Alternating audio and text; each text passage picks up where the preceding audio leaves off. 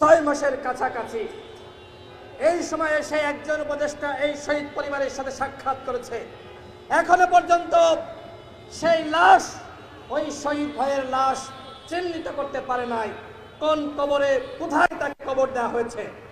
এই সরকারকে বলবো, আওয়ামী লীগকে যদি আপনারা পুনর্বাসনের চেষ্টা করেন তাহলে কিন্তু আপনাদের খবর আছে।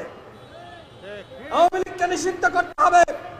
৭১-এর পরে একবার আওয়ামী লীগ গণহত্যা চালিয়েছে শেখ মুজিবের নেতৃত্বে।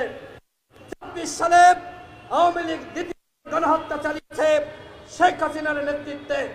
সংগ্রামী উপস্থিতি, আপনারা কি চান আমরা আওয়ামী লীগকে পুনর্বাসিত করে আরেকবার গণহত্যার সুযোগ দিই?